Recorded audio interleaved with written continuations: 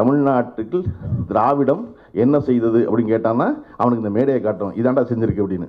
இன்னைக்கு தொடர்ச்சியாக நம்ம பொய்களையே கேட்டுக்கொண்டிருக்கிற இடத்துல இருக்கோம். தைரியமா ஒரு பொய் சொல்றாங்க, எவ்வளவு தைரியமா இன்னைக்கு வந்து சொல்ல முடியுது பாருங்க. 200 தொகுதிகளில் திமுக டெபாசிட்ல குங்குறானே சொல்ல முடியுதுல்ல, சொல்ல முடியுதுல்ல. நடக்குமா? அது கொலை நடந்து அந்த கொலைப்பழி திமுகவின் மீது விழுந்த பொழுது கூட திமுக டெபாசிட் இழக்காது. முதல்வரை போல நம்ம போய் பேசுகிற மேடை பூரா சொல்லி சொல்லி என்ன ஏற்றணும்னா முதல்ல 200 சீட்டு கண்டிப்பாக ஜெயிப்போம். கட்சி ஆரம்பித்த ஒருத்தர் நான் ஆட்சிக்கு வருவேன்னு சொல்லலாமா? எப்படி ஆரம்பித்த வருஷமே நீ ஆட்சிக்கு வந்துடுவீங்களா? அது வந்து ஆணவ பேச்சு இல்லையா? ஒரு அந்த 5 வருஷம் வேலை செய்வாங்களாம், எல்லா ஸ்கீமும் நல்ல ஸ்கீம் கொண்டு வருவாங்களாம். கொண்டு வந்த திட்டத்தை இந்தியா பூரா அவ்வளோ பேரும் காப்பி அடிப்பானா? நம்ம கொண்டு வந்து அவ்வளோ பேரும் காப்பி அடிக்கிறான், அவ்வளோ பேர் காப்பி அடிப்பானா? ஆனால் நாங்கள் 200 சீட்டு ஜெயிப்போம்னு சொன்னால் அது ஆணவத்தியமா உறுதியாக ஜெயிப்போம் 200 சீட்டு அவ்வளோ பேர் சொல்ல ஒரு கொடுத்துலையும். தமிழ்நாட்டுக்கு திராவிடம் என்ன செய்தது அப்படின்னு கேட்டான்னா அவனுக்கு இந்த மேடையை காட்டும், இதாண்டா செஞ்சிருக்கு அப்படின்னு. என்னன்னா அந்த துறை சார்ந்த பெஸ்ட் ஒருத்தர் இருக்காருல்ல, நம்ம அமலோற்பநாதனை விட ஒரு சிறந்த ஆள் இருந்துட முடியாது. நீட்டை பற்றி பேசுவோம் சொன்னாங்க இல்லையா, அந்த துறை சார்ந்து பேசுவதற்கு இருந்துட முடியாது. ஜேர்னலிசம் பற்றி பேசுவதற்கு பன்னீர்செல்வத்தை விட ஒரு சிறந்த ஆள் தமிழ்நாட்டில் இருந்துட முடியாது.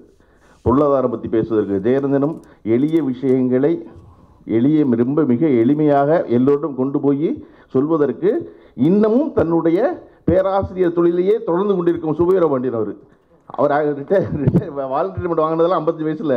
ஆனால் அதுக்கப்புறமும் தொடர்ச்சி தினம் வகுப்பு எடுக்கிறதுல தமிழ்நாடு பூரா போய் எல்லாருக்கும் புரிகிற மாதிரி யாரும் கொட்டாய் விடாமல் அந்த வேலை செஞ்சுட்டு இருக்க பேராசிரியர் சுபவீரபாண்டியன் அவர்களும் வழக்கறிஞர் மதிவதனி அவர்களும் தொழிலதிபர் இவரும் சம்பந்தம் இருக்கார்ல, அதுதான் தமிழ்நாட்டு வந்து திராவிடம் செஞ்சதை நான் நம்புகிறேன். இந்த புத்தகம் ரொம்ப சின்ன புத்தகம், மொத்த கணமே இவ்வளோதான் புத்தகம், இந்த புத்தகத்துடைய கணமே.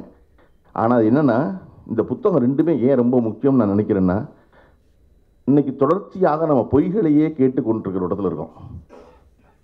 துணிஞ்சு தைரியமாக ஒரு பொய் சொல்கிறாங்க. பொய் சொல்லும் பொழுது நம்ம அது மறுக்க வேண்டியிருக்கு. பொய் சொல்கிறவன் சொல்லணும்ல, நான் எங்கேருந்து சொல்கிறேன் என்ன நான் சொல்லவே மாட்டான். கேட்டதாக சொல்லுவான், சொன்னதாக சொல்லுவான். ஆனால் நம்ம சொல்லும்போது நீ ஆதாரம் வையுமா மறுக்கிறதுக்கு உண்மை சொல்கிறவனை. அப்போ உண்மை சொல்கிறவன் தான் இப்போ ஆதாரம் அவசியப்படுது. அந்த மாதிரி நேரத்தில் ஜெயரஞ்சன் போட்டோருடைய இந்த புத்தகம் ரொம்ப ஏன் அவசியப்படுதுன்னா, ஒவ்வொன்றிலையும் டேபிள் போட்டு இத்தனை பர்சன்டேஜ் இவ்வளோ இருக்கான், இவ்வளோ வந்திருக்கான், இவ்வளோ சம்பாதிச்சிருக்கான். அதாவது வட மாநிலத்திலிருந்து வடகிழக்கிலிருந்து வேலை செய்ய வந்திருக்கிற ஒருத்தவங்களை பற்றி மதிவதனி ரொம்ப விரிவாக பேசினாங்க. அந்த தொழிலாளர்கள் எல்லாரும் எங்கேருந்து வந்தவன்ட்ட எவ்வளோ பேர்கிட்ட அங்கே சொந்த வீடு இருந்துச்சு, சொந்த வீடு இல்லாமல் வாடகை வீட்டிலேருந்து இங்கே வந்தவன் எவ்வளோ பேர், இங்கே வந்ததுக்கப்புறம் யாரெல்லாம் வந்து எவ்வளோ சம்பாதிக்கிறான், சம்பாதிச்சதில் எவ்வளோ பணத்தை ஊருக்கு அனுப்புகிறான், ஊருக்கு அனுப்புறதுனால என்ன பிரச்சனை தீர்ந்துச்சு, அவனுக்கு தீர்ந்ததுனால அவன் குடும்பம் என்னவானுச்சு, இப்போ அவன் என்னவாக இருக்கிறான் அப்படின்னு எல்லாமே பெர்சன்டேஜோட கள ஆய்வு செஞ்சு ஒவ்வொரு இடத்துலையும் ஆதாரங்களோடு ஒரு புத்தகம், இவ்வளோ சிறிய புத்தகம் நிறுவ முடியும்னா அவ்வளோ பேர் வாங்கி வச்சுக்க வேண்டிய புத்தகம் இந்த புத்தகம். காரணம் இது தொடர்பாக எவன் எந்த பொய் சொன்னாலும் நம்ம ஜெயரஞ்சன் புத்தகத்தை எடுத்து போட்டுடலாம், இந்த இருக்குப்பா பார்த்துக்கப்பா அப்படின்னு. நீங்கள் அந்த நான் வந்து சினிமாவிற்கு வந்து உதவி இயக்குனராக வேலை செஞ்சு படம் பண்ணுறதுக்கான வாய்ப்பு தேடிக்கொண்டிருந்த நேரத்தில் எனக்கு வந்து சத்யஜோதி ஃபிலிம்ஸில் வந்து அவங்க வந்து டிவிஎஸ் பைக்குடைய ஏஜென்சி வச்சுருந்தாங்க தாம்பரத்தில். அப்போ அதுக்கு ஒரு கார்ப்பரேட் ஃபில்ம் பண்ணணும்னு சொல்லி என்னை கூப்பிட்றாங்க. கார்ப்பரேட் ஃபிலிமுக்கும் ஃபீச்சர் ஃபிலிம் பண்ணுறதுக்கு சம்மந்தமே இல்லை. ஆனால் கார்ப்பரேட் ஃபிலிம் பண்ணி கொடுத்தோம்னா பணம் கிடைக்கும், பணம் கையில் வச்சுருந்தோம்னா இன்னும் கொஞ்சம் நாளைக்கு கதை சொல்லி டைரக்ஷன் பண்ணுற வாய்ப்பை தேடலாம், ஸோ பணம் கிடைக்கும். ஏதோ ஒரு ஃபிலிம் தானே பரவாயில்ல, அந்த படம் பண்ணுறதுக்கு போயிட்டேன். போனால் அங்கே வந்து திசை புரியாமல் இருக்குது. மோட்டர் பைக்குங்கிற அதுலேயே நம்ம வந்து ஆசை கனவு ஏறணும், கிக்கரை உதச்சோம், ஸ்டார்ட் பண்ணோம், ஓட்டணும், பெட்ரோல் தீர்ந்தா போட்டோம், மெயின்னா கீழே ரிசர்வ்னா மேலே, இதை தவிர வேறு ஒன்றும் தெரியாது மோட்டர் பைக்கை பற்றி. மோட்டர் பைக்கு ஒரு கார்ப்பரேட் ஃபிலிம் எடுக்கணும்னு போனால் ஒன்றுமே புரிய மாட்டேங்குது. அது என்ன உற்பத்தி ஆகிற டிவிஎஸில் உற்பத்தி ஆகிறதுலேருந்து ஏஜென்சி வந்து விற்கிற வரைக்கும் ஒரு படம் எடுக்கணும். யாருக்கு? இந்தியா பூரா இருக்கிற டீலர்களுக்கு போட்டு காட்டுறதுக்கு. பைக் விற்கிறவர் அவர்கிட்ட வாங்குற ஒருத்தருக்கு ஒரு படம் போட்டு காட்ட விரும்புகிறாரு. அதை எடுக்க போகிறவன் யார்? அதை பற்றி எதுவுமே தெரியாத நான். அப்போ தான் நான் முதல்ல பைக் ப்ரொடக்ஷனுங்கிறது என்னன்னு படிக்க ஆரம்பித்தேன். வாகன உற்பத்திங்கிறது என்ன, ஏன் செய்கிறாங்க, எங்கேருந்து இது எப்படி ட்ராவல் ஆகி இங்கே வருது, இதனோடு இருக்கிற மிச்ச தொழிலெலாம் என்ன, யாரெல்லாம் இவ்வளவு வேணும் அந்த கார்ப்பரேட் ஃபிலிமுக்கு வேண்டாம். ஆனால் எடுக்கிற எனக்கு தெரியணும்ல, யாரை குறுக்க கேட்டுட்டா இப்போ இதெல்லாம் வச்சு ஒரு 15 நிமிஷம் படமாக ஸ்கிரிப்ட் பண்ணுறேன். ஸ்கிரிப்டை பண்ணிவிட்டு அது ரொம்ப ட்ரை சப்ஜெக்ட். ஸ்கிரிப்டை பற்றி இது யாருக்கு சொல்லணும்னா மறுபடியும் டிவிஎஸ் உடைய ஜெனரல் மேனேஜர் சொல்லணும், டிவிஎஸ் உடைய எம்டிக்கு சொல்லணும். ஐயோ அப்படின்ட்டு சரி பரவாயில்ல அதனால என்ன அப்படின்ட்டு அந்த 20 நிமிஷம் ஸ்கிரிப்டை ரெடி பண்ணிவிட்டு போனால் வந்து கான்ஃபரன்ஸ் ஹாலில் வந்து அவ்வளோ பேர் கோட்டு சூட்லாம் போட்டு சுற்றி ஒரு 15 பேருக்கு வர்றாங்க. யாருன்னா டிவிஎஸ் உடைய ஆல் இந்தியா ஹெட்டில் ஆரம்பித்து தமிழ்நாடு ஹெட்டு அப்படின்னு எல்லாரும் சேல்ஸில் இருக்கிற மார்க்கெட்டிங்கில் இருக்கிற அவ்வளோவும் வெறும் இருக்காங்க ஒரு 15 பேர். நான் மனசுக்குள்ளே நம்ம படிச்சிட்டோம், நமக்கு தெரியும், இப்போ 2 வீலர் ப்ரொடக்ஷன் தெரியும், இதை இவங்களுக்கு சொல்ல போகிறோம் அப்படி நான் முடிவு பண்ணது. இந்த 15 பேருக்கு ஒன்றும் தெரியாது. அப்படி முடிவு பண்ணிவிட்டு சார் ஓப்பன் பண்ணால் சலசலன்னு ஓடுற ஒரு நீரோட குளித்தலை மாதிரி ஒரு ஊர் அப்படின்னு ஆரம்பித்து ஒரு 20 நிமிஷம் கதையை சொல்லிட்டேன். இதெல்லாம் நடக்க போகுதுன்னு சொல்லி முடித்தோடனே அப்போ வந்து சீனிவாசன் ஒருத்தர் இருந்தார், அவர் தான் ஆல்ரெடி ஆகிட்டா இருந்தார். அவர் நிறுத்து கைதட்டி என்னை கட்டி பிடிச்சிட்டு பைக் விற்கிறதே வேலையாக இருக்கோம், நாங்கள் எங்களையே இவ்வளோ சுவாரஸ்யமான இந்த கதையை சொல்லிட்டேப்பா, ரொம்ப நல்லா இருக்குப்பா அப்படின்னாரு. அப்போ பக்கத்து உட்காந்து கேட்டார் சத்யஜோதி தியாகராஜன். அந்த சீனிவாசன் பாராட்டினால்தான் எனக்கு சத்யஜோதி தியாகராஜன் படம் கொடுத்தாரு. நான் கார்ப்பரேட் ஃபிலிம் பண்ண போய் பைக் ஓட்டுற பற்றி படத்துக்கு போயிட்டான், எனக்கு ஃபீச்சர் ஃபிலிம் வாய்ப்பு இருந்துச்சு. அது ரொம்ப முக்கியம் என்னென்னா நம்ம மட்டும்தான் ஒரு வேலையை செய்ய போனால் அதை பற்றி தெரிஞ்சுக்கணும், அதை பற்றி படிக்கணும், அதை ஒழுங்காக செய்யணும் அப்படின்னு நினச்சி இவ்வளோ மெனக்கெட்டு வேலை செய்கிறோம். அதை ஜெயரஞ்சன் அசராமல் செய்கிறாரு, தொடர்ந்து செய்கிறாரு. பதிலுக்கு அவன் வச்சுருக்கான், புய் மட்டும் தான் வச்சுருக்கான். நான் ஒரு ஜெயரஞ்சன் சார்ட்ட பேசிட்டு இருக்கும்போது சொன்னேன், சார் பயங்கர டயர்டிங்காக இருக்குது, துணிஞ்சு போய் சொல்கிறாங்க. நம்ம வந்து ஒவ்வொன்றுக்கும் படித்து தெரிஞ்சுக்கிட்டு இப்போ எனக்கு நீட் சம்மந்தமாக ஒரு குழப்பம் இருக்குன்னா எனக்கு அதை எமோஷனலாக ஹெல்ப் பண்ண வரும். ஆனால் அதை ப்ராப்பராக சொல்லணும்னா மறுபடியும் அமர் போன அந்த டாக்டர் பேசுனதையோ எழுதுனதையோ எடுத்து படித்து போக வேண்டியது இருக்குது. அப்போ அது வந்து இது வாங்கி தான் போக வேண்டியது இருக்குது அப்படின்னு சொன்னப்போ ஜெயரஞ்சன் சொன்னார், பள்ளிவன் அதெல்லாம் படிக்காதீங்க அப்படின்னாரு. அப்புறம் நீங்கள் அடிச்சு விடுங்க விட்டார். என்ன சார் இப்படி சொல்கிறீங்க? அவன் தீங்கு செய்யறதுக்கு அடிச்சு விடுறான், நம்ம நன்மை செய்யறதுக்கு அடிச்சு விடுறான், அடிச்சு விடுங்க சும்மா அப்புறம் பார்த்துக்கிட்டோம் அப்படின்னாரு. ஏன்னா அவன் போகிற வேகத்துக்கு போகணும்னா நம்மளை அடிச்சு விட்டால் தான் நடக்குது இல்லையா? நீங்கள் நினச்சி பாருங்கள், நான் வந்து தொடர்ச்சியாக வேறு கூட்டங்கள் பேச கூப்பிட்றேன். அப்படி தமிழ்நாடு ஸ்டார்ட் அப்பில் இளம் தொழில் முனைவோருக்கு ஒரு தடவை பேச போனேன். பேச போயிட்டு அந்த வாரம் என்னுடைய ஷெடியூல் பார்த்தீங்கன்னா காமெடியாக இருக்கும். அதுக்கு அடுத்த நாள் வந்து பாண்டியர் கால ஓவியங்களை பற்றி மீட்டு இருக்கிற பற்றி பேசணும். இப்படி ஒரு 3 நாள் கூட 3 சம்மந்தம் இல்லாது. அதில் கீழே கமெண்ட்டில் வந்து பழனி பண்ணுக்கு இதுக்கு என்ன சம்பந்தம் அப்படின்னு கேட்டிருந்தான். நான் மெனக்கெட்டு ஒன்று வந்து பற்றி தெரிஞ்சுக்கிட்டு குறைஞ்சபட்சம் ஒரு 10 நிமிஷம் அதை பற்றி ஒரு தகவலை சொல்லிட முடியும்னு நினச்சி போகிறேன்.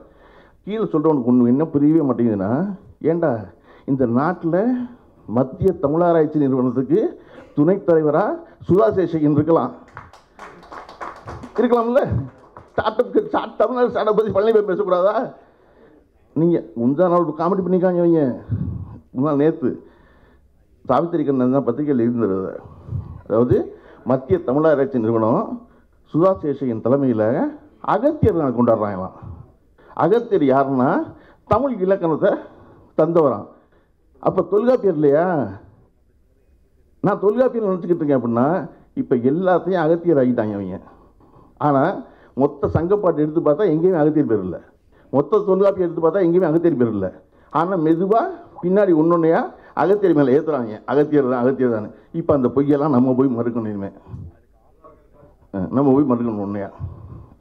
இந்த நேரத்தில் தான் தொடர்ச்சியாக இந்த வேலைகள் செய்து கொண்டிருக்கிற சுபவீர பாண்டியனையும் ஜெயரஞ்சன் போன்றவர்களையும் நம்ம பத்திரமா பாதுகாக்க வேண்டியிருக்கு. ஏன்னா தரவு எடுத்து கொடுத்துக்கிட்டே இருக்காங்க, இந்த இருக்கு பாருன்னு. மதிவதனி வந்து என்கிட்ட பக்கத்தில் உட்காந்துக்கிட்டு இந்த படிக்கிற மதிவதனி வந்து இந்த படிக்கிற பிள்ளைகளுக்கு சொல்லிட்டு இருந்தாங்க. பிள்ளையெல்லாம் வந்து நல்லா படிக்கிற பிள்ளை வந்து சொல்லாதுங்க அப்படின்னு சொல்லுவோம். மாறி புத்தகத்தை படித்து நான் நினச்சேன் இந்த மாதிரி மதிவதனி படிக்கிற பிள்ளைக்குன்னு. ஆனால் அந்த புத்தகத்தை பற்றி கிட்டத்தட்ட 50 நிமிஷம் பேசியிருக்காங்க மதிவதனி. இப்போ தான் தெரிஞ்சு அந்த பிள்ளை அப்புறம் மார்க் வந்ததுக்கப்புறம் பார்த்தா அவனுக்கு ஒன்றுமே படிக்கலப்பா, சும்மா தான்ப்பா வந்தேன் அப்படிங்களே. அந்த மாதிரி நான் வந்து இந்த புத்தகத்தை வந்து ஜெயரஞ்சன் சார் கொடுத்துருங்க சார் என்கிட்ட. நான் எப்போவுமே புத்தக வெளியீடாக போனால் அந்த புத்தகத்தை படிச்சிடணுங்கிறத வந்து கொள்கையாக வச்சுருக்கேன். சும்மா போய் மிகச்சிறந்த எழுத்தாளர் மிகச்சிறந்த புத்தகம்னு பேசக்கூடாதுன்னு எடுத்து தமிழில் முன்னுரை படித்தா, நான் ஒரு வெளிநாடு போயிட்டு வந்தேன், போகும்போது விமானத்தில் படிச்சோன்னு வச்சுருந்தேன். விமானத்தில் பொட்டி என் கை போயிட்டில் இந்த புத்தகம் மட்டும்தான் இருக்குது கைப்பையில். ஃபோன் வேலை செய்யாது, உங்களுக்கு நல்லா தெரியும். எடுத்து முன்னுரை படிக்க ஆரம்பித்தா பன்னீர்செல்வத்துறை முன்னுரையில் விளக்க முறை இதழியல்னு இருந்துச்சு. இதழியல் நமக்கு தெரியும், அதனால விளக்க முறை இதழியல்னு எனக்கு அதுக்கப்புறம் நகரவே முடியல. கீழே தொடர்ந்து போய் கீழே தூரம் போய் பார்க்குறேன், விளக்க முறை இதழியலின் 2 கூறுகள் என்னென்னு இருக்குது. என்னடா விளக்க முறை இதில் என்ன விளங்கல என்று புத்தகத்தை மூடிட்டேன் ஃபார்வர்டில் முன்னுரையிலேயே. இப்போ ஃபோன் வேணும், நமக்கு எல்லாத்தையும் என்ன பழகிருக்கோம், ஏதாவது தெரியலன்னா உடனே ஃபோன் எடுத்து தேடணும். கையில் ஃபோன் இல்லை, தேட முடியாது. இங்கிலீஷ் காப்பி ஒன்று இருக்குது, அது வந்து லக்கேஜில் போட்டேன். நம்ம தமிழில் படிக்க போகிறோம், இங்கிலீஷ் புத்தகத்தை படிக்க வேண்டியது இல்லையா, லக்கேஜில் கிடக்கு.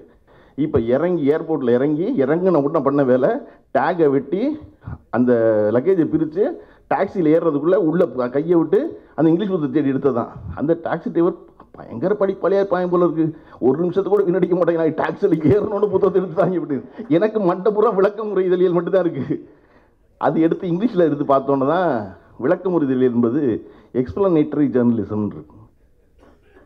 இது எக்ஸ்பிளனேட்டரி ஜேர்னலிசம்னு கிளியராக இருக்குது. இந்த புத்தகம் ரொம்ப முக்கியமான காரியம் என்ன செய்யுது அப்படின்னா, என்னை போன்றோருக்கு படிப்பதற்கு ஆங்கிலமும் தமிழும் அருகருகே வைத்து கொண்டு படிப்பதற்குல்ல, அது வந்து மிகச்சிறந்த மகிழ்ச்சி. எனக்கு இந்த புத்தகம் அப்படி அமைஞ்சது தான். அவர் எழுதுனது இங்கிலீஷில், அது தமிழில் மொழிபெயர்த்திருக்காங்க. கருஞ்சட்டை பதிப்பதற்கு அதற்கு முதல்ல பெரிய நன்றி சொல்லணும். இந்த வேலையை ஒரே நேரத்தில் 2 புத்தகத்தையும் கொண்டு வந்திருக்குல்ல, தமிழ் இங்கிலீஷ் 2லையும் அது கொண்டு வந்தது. நம்ம தமிழில் நிறைய வார்த்தைகள் நம்ம தமிழ்லாம் படித்தா நினச்சிக்கிட்டு இருக்கோம், ஆனால் தெரிய மாட்டேங்குது. இங்கிலீஷில் சொன்னால் கொஞ்சம் ஈஸி மாதிரி தெரியுது இல்லையா, தமிழ் தெரிய மாட்டேங்குது. வட மாநில தொழிலாளர் வந்ததை பற்றி பேசுகிறோம், புத்தகம் விரிவாக பேசுது. அதில் தம்பியை வந்துட்டாங்க எல்லாரும், வந்தவன் என்ன செஞ்சான், 5-6 பேராக பேச்சுலராக சேர்ந்துருந்தான். இருந்து ஊரில் ஒரு 20,000 ரூபா கடன், அதை அடைச்சோன்னா என்ன செய்கிறான், இங்கேயே வந்த இன்னொரு வடமாநில தொழிலாளியான ஒரு பொண்ணை பார்த்து கல்யாணம் பண்ணிக்கிட்டுறான். அல்லது அங்கேருந்து பொண்ணை கல்யாணம் பண்ணி கூட்டு வர்றான், கூட்டு வந்த பொண்ணை பியூட்டி பார்லரில் சேர்த்து விட்டுறான் வேலைக்கு. 2 பேரும் வேலைக்கு போகணும், குழந்தை பிறந்துடுது.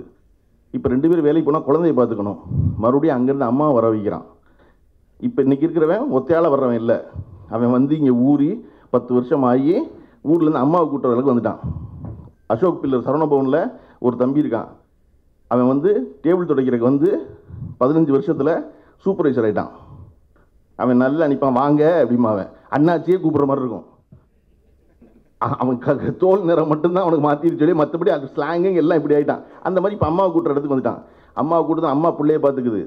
அந்த வடமாநில தொழிலாளியின் குடும்பம் என்ன செய்யுது, பிள்ளைய 5 வயசில் கொண்டு போய் எந்த ஸ்கூலில் என்ன லாங்குவேஜ் படிக்குது புள்ள,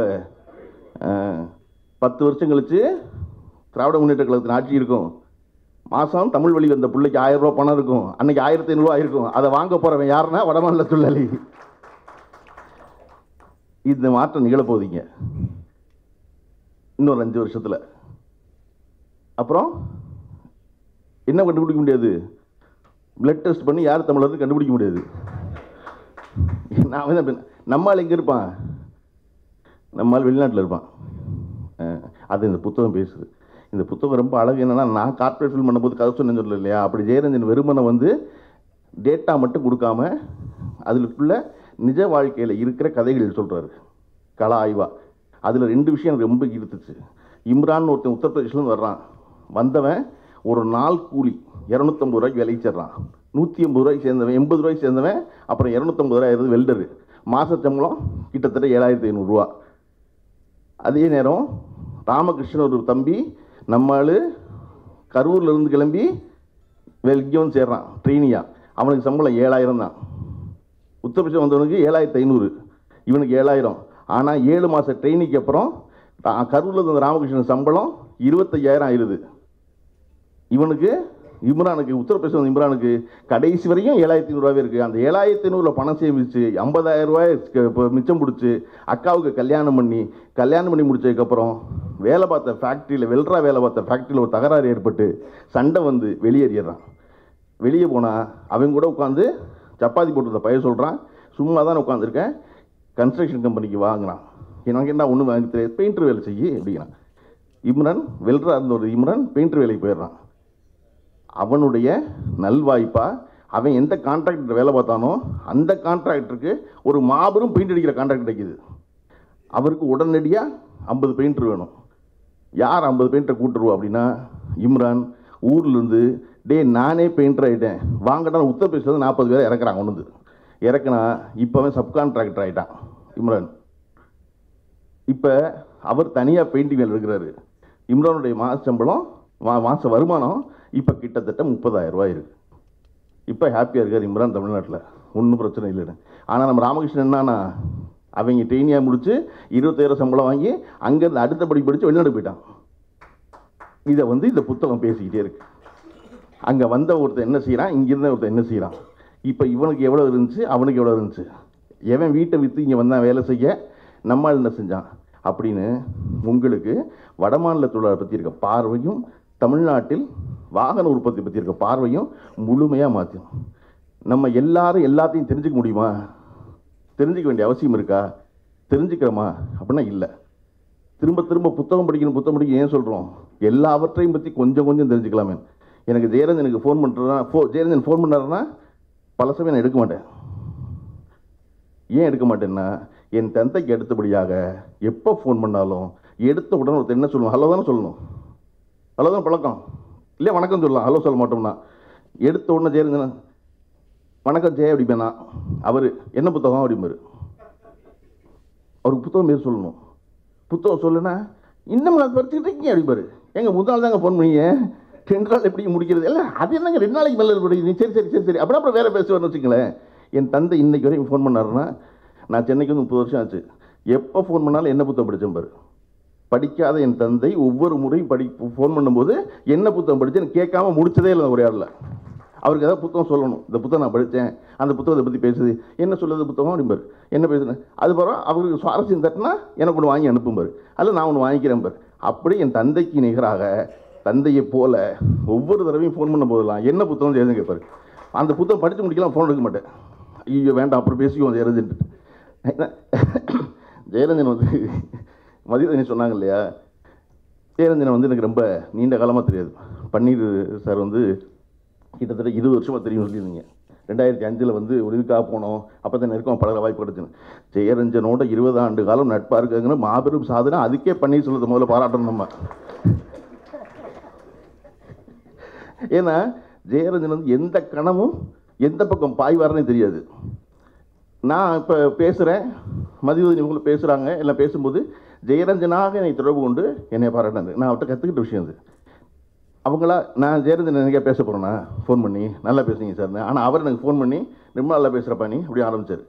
எனக்கு அவர்கிட்ட என்ன ரொம்ப பிடிச்சதுன்னா, மதிவதனி சொன்ன மாதிரி நம்ம குணா கார்த்திகை இவங்கெல்லாம் ஒரு மாதிரி டெலிவிஷனில் அவரை கரெக்டாக கையாண்டுருவாங்க. இந்த தெரியாத ஆள் புதுசாக மாட்டிக்குவான்ல அப்படிம்பாரு, அவன் அதிலே பாதி பம்மிடுவான் அதுக்கு அப்படிம்பாரு. அதுக்குன்னா இப்போ என்ன பதில் சொல்கிறதுக்கு அப்படின்னு அது தெரியுமா செய்வார் அவர். அவன் கேட்க வேண்டிய கேள்வி இவரே கேட்பார், நீ என்ன கேட்கணும்னா அப்படின்னு சொல்லுவார். அவன் அப்படிமா அதுக்கு இவரே பதில் சொல்லுவார் திருப்பி. இப்போ அவனுக்கு என்ன கேள்வி கேட்கணும்னு சொல்லி அதுக்கு பதில் சொல்லிட்டு கிளம்பி வருவார் இவர். எனக்கு இந்த கோவிட் காலத்தில் ஒரு 5 வருஷத்துக்கு முன்னாடி நம்ம வெற்றிகரமான 5ஆவது ஆண்டில் லாக்டவுனில் இந்த மாதம் தான் முதல்ல லாக்டவுன் போட்டது ஃபஸ்ட்டு சைனாவில். நமக்கு இன்னும் 2 மாதம் இருக்குது, அடுத்த பிப்ரவரியில் தான் நிறையா நடந்தது. என்ன அப்போ லாக்டவுன் பீரியட் அப்போ டெய்லி ஒரு அரசு அதிகாரி, அதிமுக ஆட்சியில் தான் எப்போவுமே சிக்கல்னு அவங்க வரமாட்டாங்கல்ல, அதிகாரி முன்னாடி தள்ளிடுவாங்க. அந்த அம்மா தான் டெய்லி பேசுகிறாங்க இவர் டெலிவிஷனில். அந்த மாதிரி பேசுது, அது யாருக்குது ஐஏஎஸ் தானே, ஓட்டு வாங்கினவங்க அப்படின்னா அவன் வரமாட்டானா? இல்லை சார் ஐஏஎஸ். என்ன ஐஏஎஸ்? அந்த வருஷம் பரீட்சையில் முதல் மார்க் வாங்கினேன் அவ்வளோதானே அப்படின்னு என்னால் மறக்கவே முடியாது. அதாவது ஐஏஎஸ் ஒன்றும் தகுதி இல்லை, அந்த வருஷம் பரீட்சை 500 பேரில் முதல் மார்க் வாங்கினவன் அவ்வளோதான். அந்த வருஷம் முதல் மார்க் 10 மார்க்னு அவன் தான் ஐஏஎஸ். அதை போகிற போக்கில் என்ன ஐஏஎஸ் அந்த வருஷம் பரீட்சையில் முதல் மார்க் வாங்கினேன் அவ்வளோதானே அப்படின்னாரு. அந்த மாதிரி ஒரு சட்டார்னு ஒரு தெரிப்பில் ஒருத்தன் ஒதுக்குறது இருக்குல்ல, அது ரொம்ப அவசியம். அப்போ தான் அவன் சும்மா இருப்பான். இல்லாட்டா வாட்ஸ்அப் ஃபார்வர்டு சொல்லிகிட்டே இருப்பான். எவ்வளவு தைரியமாக இன்றைக்கி வந்து சொல்ல முடியுது பாருங்க. 200 தொகுதிகளில் திமுக டெபாசிட் இருக்குங்கிறானே, சொல்ல முடியுதில்ல, நடக்குமா அது? அவ்வளவு பெரிய கொலை நடந்து அந்த கொலைப்பழி திமுகவின் மீது விழுந்த பொழுது கூட திமுக டெபாசிட் இழக்காது. நீ சொல்றிய இவ்வளவு காரியங்கள் பண்ணிவிட்டு, இவ்வளவு 3 வருஷத்துல இவ்வளவு கூலின்னு சொல்லிவிட்டு, நான் சொல்றேன், முதல்வரை போல நம்ம போய் பேசுற மேடை பூரா சொல்லி சொல்லி என்ன ஏத்தணும்னா, முதல்ல 200 சீட்டு கண்டிப்பா ஜெயிப்போம் அப்படின்னு சொல்லி கலைஞரை வெல்வேன் தாண்டுவேன் அப்படின்னு சொல்லாம செஞ்சுக்கிட்டு இருக்கவர் நம்முடைய முதலமைச்சர் ஸ்டாலின். நீங்க வந்து ஆட்சியில் திட்டங்களில் எல்லாவற்றிலும் அப்படி என்னன்னா, அப்படி அவர் தாண்ட வேண்டியதா காலம் வழங்கியிருக்க வாய்ப்பு தான் நான் நினைக்கிறேன். 183 சீட்டு ஜெயிச்ச திமுக, அதுதான் பெரிய வெற்றி. அந்த வெற்றியை தாண்ட வேண்டிய இடத்துல நம்ம பொறுப்பில் இருக்கோம், செஞ்சாதான். ஏன்னா கட்சி ஆரம்பித்த ஒருத்தர் நான் ஆட்சிக்கு வருவேன்னு சொல்லலாமா? எப்படி ஆரம்பித்த வருஷமே நீ ஆட்சிக்கு வந்துடுவீங்களா? அது வந்து ஆணவ பேச்சு இல்லையா? அந்த 5 வருஷம் வேலை செய்வாங்களாம், எல்லா ஸ்கீமும் நல்ல ஸ்கீம் கொண்டு வருவாங்களாம். கொண்டு வந்த திட்டத்தை இந்தியா பூரா அவ்வளோ பேரும் காப்பி அடிப்பானா? நம்ம கொண்டு வந்து அவ்வளோ பேரும் காப்பி அடிக்கிறான், அவ்வளோ பேர் காப்பி அடிப்பானா? ஆனால் நாங்கள் 200 சீட்டு ஜெயிப்போம்னு சொன்னால் அது ஆணவத்தியமா உறுதியாக ஜெயிப்போம் 200 சீட்டு, அவ்வளோ பேர் சொல்ல ஒரு கொடுத்துலையும். அதுக்கான வேலை செய்கிறது தான் ரொம்ப முக்கியம். அந்த திட்டத்தில் நமக்கு இதை போன்ற அறிவு சார்ந்த மனிதர்களும் உடன் இருப்பது என்பது பெரிய மகிழ்ச்சி எனக்கெல்லாம். எனக்கு ஜெயரஞ்சன் திட்டக்குழுவுடைய துணைத் தலைவராக இருக்கார். நான் ஏதோ டாக்டர் மாதிரி ரெகுலராக போகட்டும் கூட ஒரு சில கூட்டத்துக்கு போயிருக்கேன். போகும்போதெல்லாம் எனக்கு என்ன பிடிக்கும்னு அந்த கூட்டத்தில் அதிகாரிகளை ஜெயரஞ்சன் அவர்கள் கையாளும் விதம் ரொம்ப பிடிக்கும். கிளியராக டு த பாயிண்ட் இல்லை, இது வேணும், இது எப்போ செய்வீங்க, எது என்ன நடக்கும் அப்படின்னு கொண்டு தொடர்ந்து ரிகரஸாக அதை பற்றி பேசிக்கிட்டே இருக்குல்ல, அது ரொம்ப பிடிக்கும். ஜெயரஞ்சன் போன்றோர் இதை போன்ற அரசுக்கு உதவி செய்யும் பொறுப்புகளில் இருந்து வந்து மக்கள் மன்றத்தில் நின்று சட்டசபைக்குள்ளேயும் போகணும்னு நல்லா விரும்புகிறேன். ஏன் தெரியுமா? சட்டசபைக்குள்ளே வெறுமனை ஆளாக போனால் பாராளுமன்றம் போகலாம், எங்கே வேணாலும் போகலாம், வச்சுக்கோங்க, எங்கே வேணாலும் போகலாம். ஆனால் மக்கள்கிட்ட ஓட்டு வாங்கி போகணும். எதுக்காக போகணும்னா, இந்த அதிகாரி ஒருத்தர் இருக்காங்கல்ல, அதிகாரி என்ன நினைப்பான்னா, கடைசி வரையும் நம்ம அதிகாரி அப்படின்னு நினைப்பான். அந்த அதிகாரியை பற்றி தெரிஞ்ச ஒருத்தர் இருக்கார்ல, அப்புறம் உள்ளே இருக்கும்போது அவர் என்ன சொல்லுவார், இப்போ ஜெயரஞ்சன் போய் நிற்கிறாரு, ஒரு ஐஏஎஸ் என்ன சொல்லுவார், வந்து நிற்பார், நின்னா ஜெயரஞ்சன் பார்வை பார்ப்பார். பார்த்தா அது அதிகாரிக்கு என்ன வந்து தெரியுமா மைண்ட் வாய்ஸு, நீ யாருன்னு எனக்கு தெரியும், நான் யாருன்னு உனக்கு தெரியும், தெரிஞ்சு தான் ஏன் வந்திருக்கேன் அப்படின்னு ஜெயரஞ்சன் சொல்வதாக அவர் நினச்சிக்குவார். அதை போல் இருப்பது ரொம்ப முக்கியம். அந்த வேலைகளை நம்ம தொடர்ந்து செய்யணும். பன்னீர்செல்வம் வந்து பாக்கியராஜ் அவர்களைப் போல தன்னை தாழ்த்தி காமெடி பண்ணி சொன்னார். பன்னீர்செல்வத்தை போல மிக எளிதாக புரியும்படி எழுதும் இன்னொரு ஆள் ஆங்கிலத்தில் எழுதுறதுக்கு வந்துட முடியுமா என்ன? அதே சமயம் ஒரு சுவாரஸ்ய வக்காபுலரியோட இன்றைக்கி அவர் பேசிக்கிட்டு இருக்கும்போது அக்ரேரியன் ஏஜ் 2 தடவை குறிப்பிட்டார். அதோடைய முன்னுரையில் அக்ரேரியன் ஏஜ் இருந்துச்சு. அவருடைய முன்னுரையில் அக்ரேரியன் ஏஜுங்கிற படித்து தான் நான் வந்து அக்ரேரியன் ஏஜ்னா வேளாண் சமூகமாக ஒரு குடி மாறுகிறது அப்படிங்கிற அர்த்தங்கிறத நான் வந்து பன்னீர்செல்வத்துடைய கட்டுரை படித்தா தெரிஞ்சுக்கிறேன். நான் மிக எளிதாக எனக்கு புரியுது, ஆனாலும் அதன் மூலமாக ஒரு புதிய சொல்லணும்னு தெரிஞ்சுக்கிறேன். அப்படிங்கிறத நான் சிறந்த எழுத்து இல்லையா? அப்படி ஜெயரஞ்சனுடைய தோழர்கள் அனைவரும் கூடியிருக்கும் இந்த நேரத்தில் அவருடைய இந்த 2 புத்தகத்தை வெளியிட வாய்ப்பு கிடைத்ததுக்கும் அதை பற்றி பேசுவதற்கு வாய்ப்பு அமைந்ததற்கு மகிழ்கிறேன். இன்றைக்கி எதிர்பாரா விதமாக துணை முதலமைச்சரும் அமைச்சர் ராஜா அவர்களும் வர முடியாமல் கூட்டத்தில் மாட்டிக்கிட்டாங்க. வருவாங்க எதிர்பார்த்துருந்தது, வந்திருந்தாங்கன்னா இந்த சபை முழுமையடைஞ்சு நினைக்கிறேன். அதனால ஒன்றும் இல்லை, ஜெயரஞ்சன் மறுபடியும் கலாய்வு பண்ண தான் போகிறாரு, மறுபடியும் புத்தகம் எடுத்து தான் போகிறாரு. அந்த புத்தகத்தை வெளியிடுறதுல திராவிட முன்னேற்ற கழகத்தின் துணை முதலமைச்சர் அதிகம் மகிழ்வார். அந்த வேலையை மிக சீக்கிரமாக 1 மாதத்துக்குள்ளே கருஞ்சட்டை பதிப்பகமே செஞ்சிடணும்னு வாழ்த்தி விடைபெறேன். நன்றி, வணக்கம்.